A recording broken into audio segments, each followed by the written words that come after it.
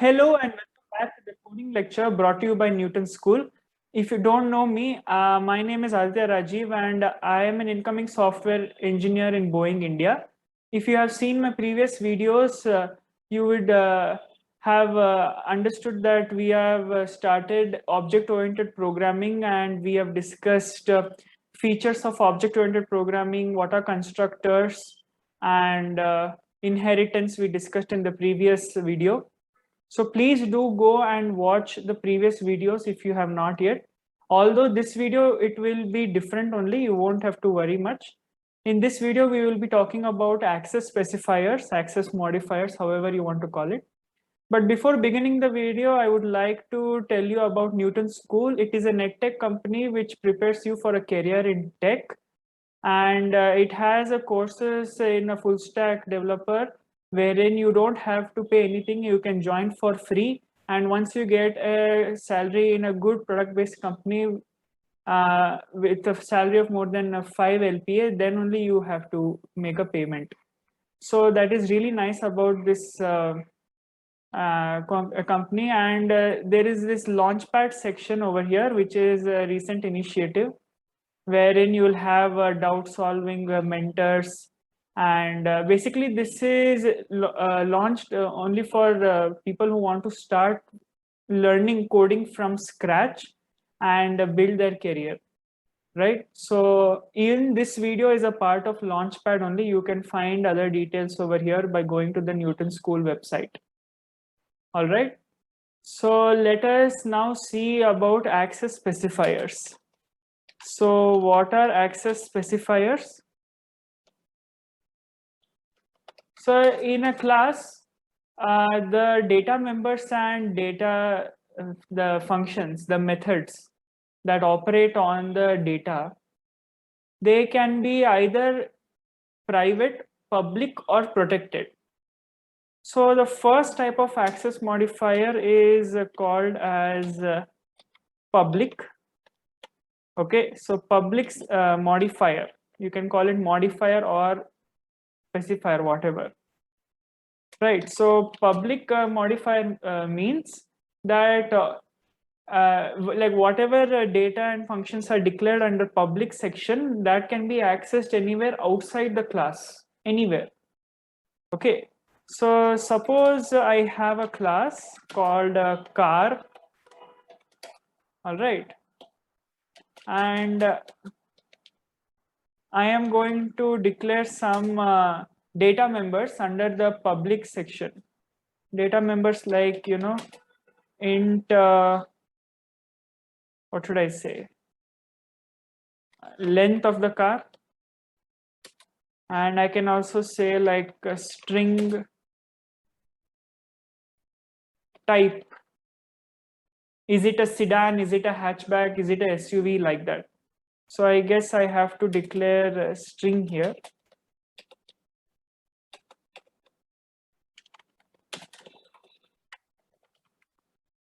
Right. Now I'll make a constructor. So constructor is a function which will initialize the objects. So the constructor will take two parameters.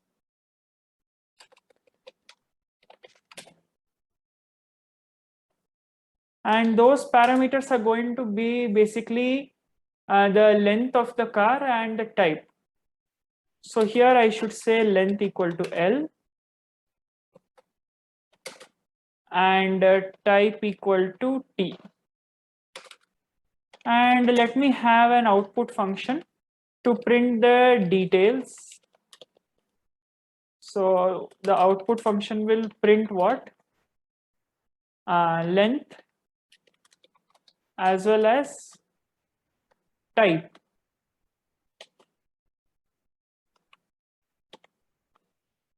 So one important thing to know is that the constructor over here, it should always be in public section. See, because in public section, whatever is there, it can be accessed outside the class. And since we make objects outside the class, if suppose it was under private section, then the objects can't be initialized. The object will not even be initialized, and there's no point of constructor. So the constructor should always be in public section. So now I created an object of class car, and what I'll do, I'll give length of the car as 10 and type of the car is a sedan. And I'll say C dot output. So let us run. So see, 10 and sedan is being printed. It means we were able to create an object, pass parameters to it, and get the output. We are able to print the output as well as assign the variables, that is initialized. So public section, anything can happen here. It can be accessed anywhere outside the class. Okay, suppose I make this public as private. Let us see what happens. So definitely we'll get output as error. So declared private here. So let us read the error, what it is saying. Private within the context. So because it is private, we are not able to initialize. See here, the constructor, we are passing the parameter, right? It is not allowing. Because when it is private, it cannot be accessed outside the class. It is private to the class only. So actually in object-oriented programming, the reason why private modifier is there is that the data members can be private. So it means that the data members usually are declared in private section because of security purpose. The whole point of object-oriented programming is that data will be secure, data will be bound with functions, and functions will operate on that data, and it will be more organized. So private section is for that purpose only. Now see, I have declared under public this much. Let us see what will happen if I now run. See, now we are getting the output. Although in the private section, the data members are declared, all right. But if you observe here, I am not accessing the data members directly outside the class. I am just initializing the data members with the help of a constructor, and constructor is in the public section. So in public section, whatever is there, that will be accessible, that can be accessed anywhere outside the class, right? So that is what is happening. 10 and sedan. See, it is going here. Length of car 10, type of car sedan. All right. But now suppose I want to make a change, like I want to change the length from here only. I will want to make the length 20. So C dot length 20. Let us see what happens. So definitely I will get an error because this length is private. And because it is private, I can't access it outside the class. All right. So if you want to modify private members, only the member functions can modify it. And also there is a concept called friend function, friend class, that I will discuss in the next videos. All right. And friend class, friend function also can help in that way. Friend function can help there. All right. So see, this is going to be error. So I should not write like this. So if this is not there, it is correct. 10 comma sedan, it is correct. So this was about private. All right. So remember that under private section, data members are written, but if you want to access them, it can only be done with the help of member functions that are written in the public section. So inside the member functions only, the data has to be operated or modified, whatever. All right, that is the whole point of object-oriented programming. So That was about public and private. Now there is one more specifier called protected.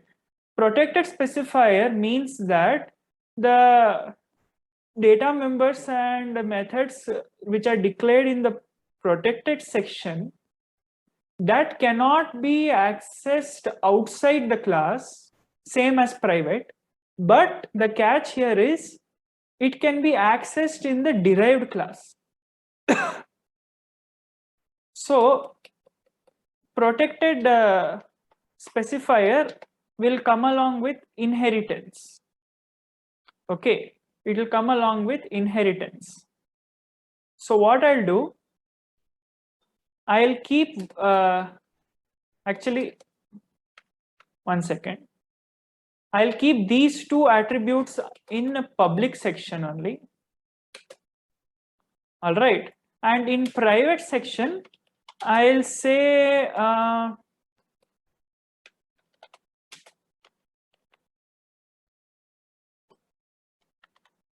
in protected section, I will make a data member called engine type. Engine type like petrol, diesel, in like that. All right, so that I'll make a data member here. And now I'll write a derived class. What is the derived class going to be? I'll call it engine. And it is going to publicly inherit the class car. Okay.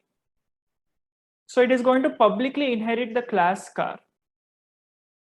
And here what I'll do, see, when I publicly inherit the class car, the protected member engine type, now I can access it globally from this class.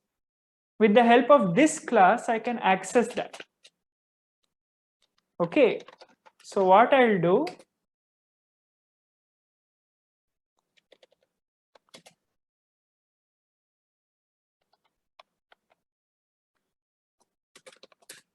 so I'll say engine type equal to, I'll give here, or actually I'll make a constructor only. I'll make a constructor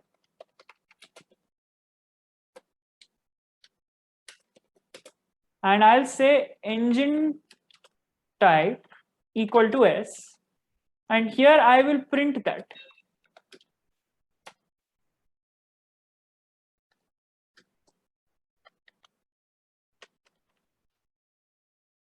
Let's see what happens.